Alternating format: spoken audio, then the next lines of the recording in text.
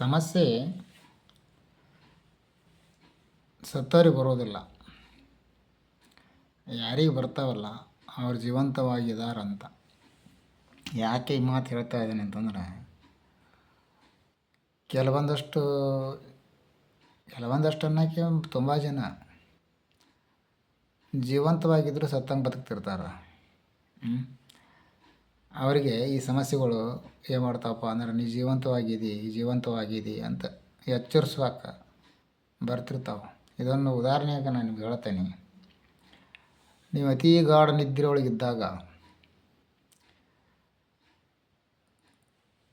ಭಾಳ ಅತಿ ಗಾಢ ನಿದ್ರೆ ಒಳಗಿದ್ದಾಗ ನಿಮ್ಗೊಂಥರ ಕರೆಂಟ್ ಶಾಕ್ ಹೊಡೆದಂಗೆ ಅಥವಾ ಆಮೇಲೆ ಅಲ್ಲಿಂದ ಬಿದ್ದಂಗೆ ಈ ರೀತಿ ಅನುಭವಗಳು ಆಗಿರ್ಬೋದು. ಅದು ಯಾಕೆ ಆಗತ್ತಂದ್ರೆ, ಶರೀರಕ್ಕೆ ಪೂರ ಗಾಢ ನಿದ್ದೆ ಒಳಗಿದ್ದಾಗ ಅದಕ್ಕೆ ಸಂಶಯ ಬರ್ತೈತಂತ. ಏನು ಜೀವಂತವಾಗಿದ್ದೇನೋ ಏನು ಸಾತ್ಗಿತ್ತೇನೋ ಅಂತೇಳಿ ಈ ರೀತಿ ಅದಕ್ಕೆ ಅದು ಟೆಸ್ಟ್ ಮಾಡೋದಂತ, ಜೀವ ರೈತಿಲ್ಲ ಅಂತೇಳಿ. ಆವಾಗ ನಾವು ನಿದ್ದೆಗಣ್ಣಾಗಿದ್ದಾಗ ನಮ್ಗೆ ನೋಡ್ಬೇಕು, ನಾವು ಏನೋ ಒಂದು ಬಿಲ್ಡಿಂಗ್ ಮೇಲಿಂದ ಬಿದ್ದಂಗೆ, ಇಲ್ಲಾಂದರೆ ಏನೋ ಪಟ್ ಅಂತ ಶಾಕ್ ಹೊಡೆದಂಗೆ ಈ ರೀತಿ ನಮ್ಗೆ ಅನುಭವ ಆಕತಿ.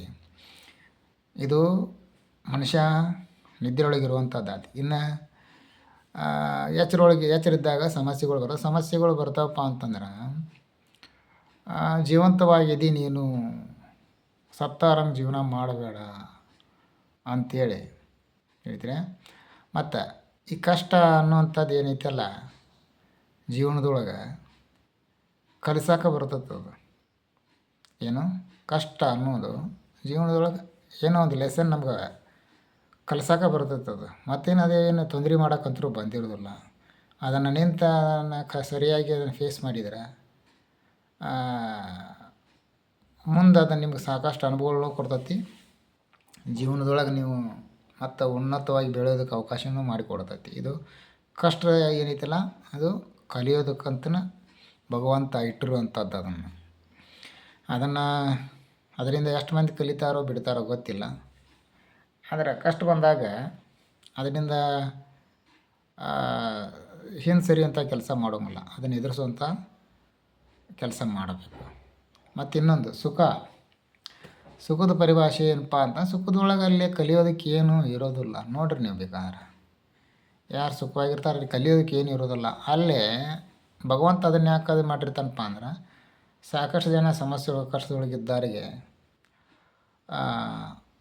ಕೈಲಾದಷ್ಟು ಅವ್ರು ಸಹಾಯ ಮಾಡಲಿ. ಯಾಕಂದ್ರೆ ಒಂದು ಹಂತಕ್ಕೆ ಬರಬೇಕಾದ್ರೆ ಅವರು ಕಷ್ಟವನ್ನು ಅನುಭವಿಸಿರ್ತಾರಲ್ಲ, ಅದಕ್ಕೆ ಅವರಿಗೆ ಅದರೊಳಗೆ ಇದ್ಕೊಂಡು ಮೊದಲೇನು ಅವ್ರೇನು ಕಷ್ಟ ಅನುಭವಿಸಿದ್ರಲ್ಲ ಅಂಥ ಕಷ್ಟ ಯಾರು ಅನುಭವಿಸೋರಿಗೆ ಕೈಲಾದಷ್ಟು ಸಹಾಯ ಮಾಡಲಿ ಅನ್ನೋ ಒಂದು ಉದ್ದೇಶಕ್ಕೆ ಪರಮಾತ್ಮ ಅದನ್ನು ಇಟ್ಟಿರ್ತಾನೆ.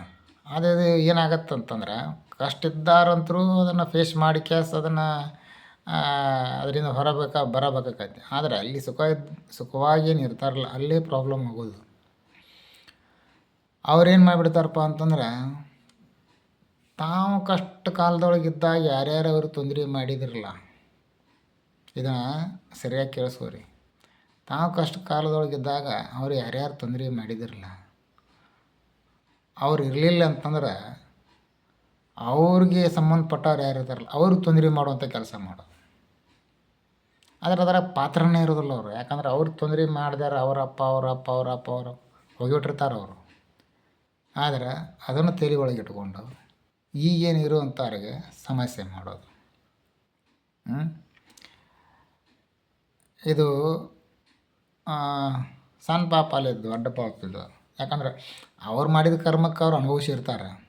ಅದಕ್ಕೆ ಭಗವಂತನ ಅದಕ್ಕೆ ಏನು ಅವರಿಗೆ ಪನಿಷ್ಮೆಂಟ್ ಮಾಡ್ಬೇಕಾಗಿತ್ತು ಮಾಡಿಬಿಟ್ಟಿರ್ತಾನೆ. ಮತ್ತು ಇವರೇನು ಅದಕ್ಕೆ ಹೆಚ್ಚು ಮಾಡುವಂಥದ್ದು ಏನೈತಿ, ಇವ್ರು ಮಾಡ್ತಾರೆ ಅಂದ್ರೆ 1000 ಪಟ್ಟನ್ನು ವಾಪಸ್ ತೊಗೊಂಡಂಗನ. ಅವ್ರು ಮಾಡಿದ್ದಕ್ಕೆ ಇವರು ಒಂದು ಹಂತಕ್ಕೆ ಬಂದಿರ್ತಾರೆ. ಅವರೇನೋ ತೊಂದರೆ ಮಾಡಿದ್ದಕ್ಕೆ ಇವರು ಇವತ್ತು ಒಂದು ಲೆವೆಲ್ನಾಗ ಇರ್ತಾರೆ. ಈಗ ವಿನಾಕಾರಣ ಅದರೊಳಗೆ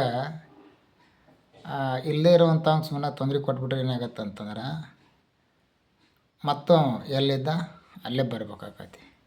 ಆಯಿತಾ? ಇದು ಪ್ರಕೃತಿ ನಿಯಮ ಐತಿ.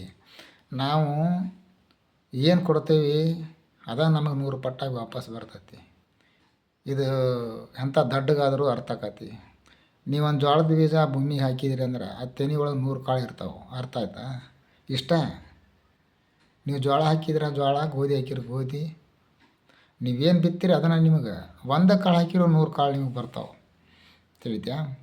ಅದಕ್ಕೆ ನಾವೇನು ಬಿತ್ತೀವಿ ಅದನ್ನು ನಮ್ಗೆ ಸಿಗ್ತೈತಿ. ಅದು ಬಿತ್ತು ಮುಂದೆ ಬರ್ತಿರ್ಬೇಕು ನಾವು ಏನು ಬಿತ್ತಾಕತ್ತೀವಿ ಅಂತ. ಬಿತ್ತು ಮುಂದೆ ನಾವೇನು ಜೋಳ ಬಿತ್ತಾಕತ್ತೇವೆ, ಕಡ್ಲೆ ಬಿತ್ತಾಕತ್ತೇವೋ, ಏನು ಕಸ ಬಿತ್ತಾಕತ್ತೇವೋ, ಏನು ಬಿತ್ತೇವೋ ಅದು ನಮಗೆ ಸಿಗ್ತೈತಿ. ಅದಕ್ಕೆ ಕಷ್ಟ ಬರೋದು ಮನುಷ್ಯನ ನಾಶ ಮಾಡೋಕ್ಕಲ್ಲ, ಇನ್ನೂ ಅಷ್ಟು ಹೆಚ್ಚು ಅವನ್ನ ಉನ್ನತ ಸ್ಥಾನಕ್ಕೆ ಒಯ್ಯಕ್ಕೆ ಅದು ಕಷ್ಟಗಳು ಬರೋದು. ತಿಳಿತಾ? ಅದಕ್ಕೆ ಕಷ್ಟಗಳು ಬಂದಾಗ ತಲೆ ಕೆಡಿಸ್ಕೋಬೇಡ್ರಿ, ಎದುರಿಸಿ ನಿಲ್ರಿ. ಅಲ್ಲಿ ಸಕ್ಸಸ್ ಅನ್ನೋದು ನಿಮ್ದು ಇರ್ತೈತಿ. ಸುಖ ಬಂದಾಗ ಇನ್ನೊಬ್ಬರಿಗೆ ಸಹಾಯ ಮಾಡ್ಲಿಕ್ಕೆ ನಿಮ್ಮ ಕೈಲಿಂದ ಆಗದಿದ್ದರೂ ಪರವಾಗಿಲ್ಲ, ವಿನಾಕಾರಣ ಇನ್ನೊಬ್ರಿಗೆ ತೊಂದರೆ ಮಾಡಬೇಡ್ರಿ. ಅದರದ್ದು ಭಾಳ ಅಂದ್ರೆ ಭಾಳ ಮುಂದಿನ ದಿನಗಳು ಅದು ವಿನಾಕಾರಣ ಇನ್ನೊಬ್ಬರಿಗೆ ತೊಂದರೆ ಕೊಟ್ಟರೆ ಮುಂದಿನ ದಿನಗಳ್ದಾಗ ತುಂಬ ತೊಂದರೆ ಐತಿ ಅದರಿಂದ. ಆ ರೀತಿ ಮಾಡಬೇಡ್ರಿ. ಧನ್ಯವಾದಗಳು.